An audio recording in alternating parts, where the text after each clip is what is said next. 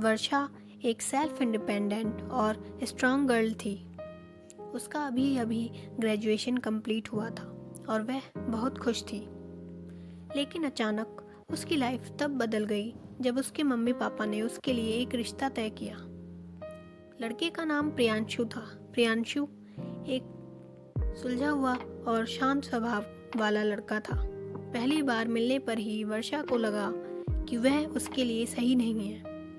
असल में वर्षा किसी और से प्यार करती थी, प्रेम उसके कॉलेज में पढ़ता था और दोनों ने साथ में काफ़ी टाइम भी स्पेंड किया था।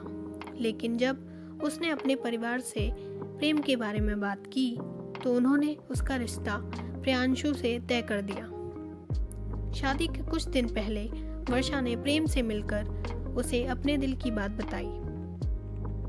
प्रेम, मेरे मम्मी पापा ने मेरी शादी कहीं और तय कर दी है, हमें कुछ करना होगा। लेकिन प्रेम का बिहेव अचानक बदल गया।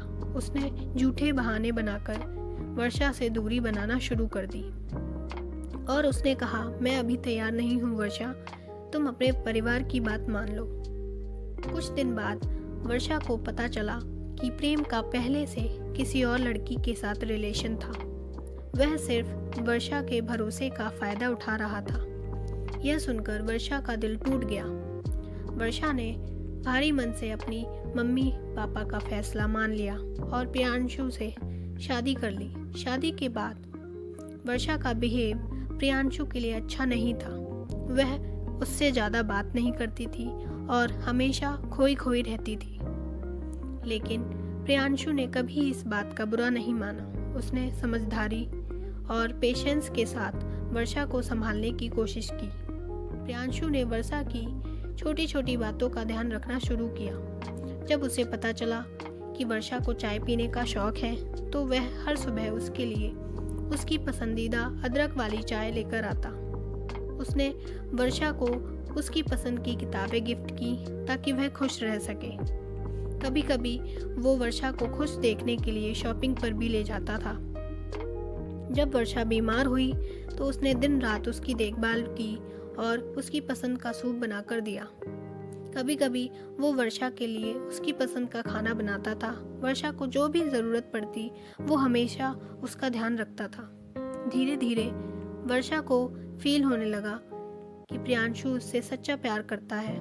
वह उसकी खुशी के लिए सारी कोशिश करता था।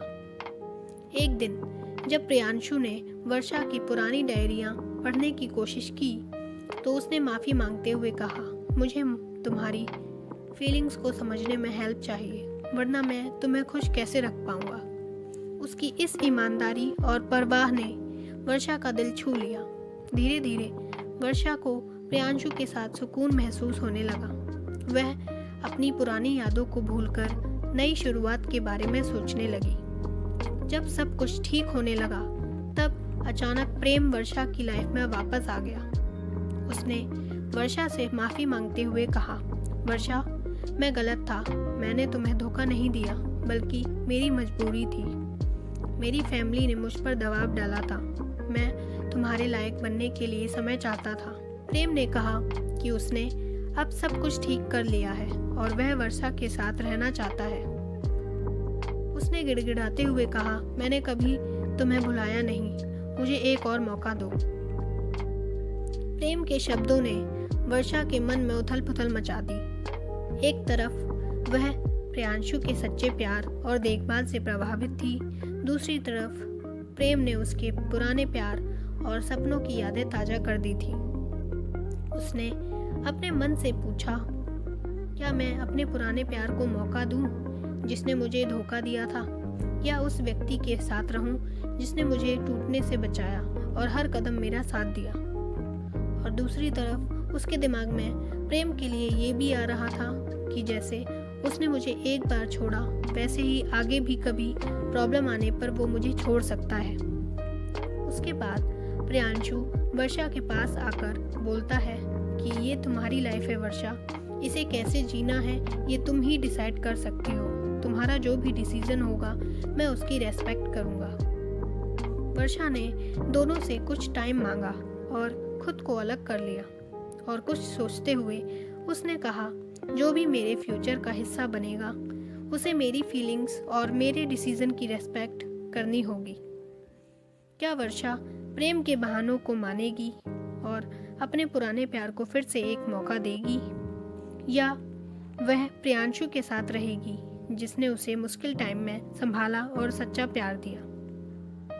आपके अकॉर्डिंग इस कहानी में आगे क्या होना चाहिए? वर्षा किसको एक्सेप्ट करती है, प्रियांशु या प्रेम को? प्लीज़ कमेंट में ज़रूर बताएं।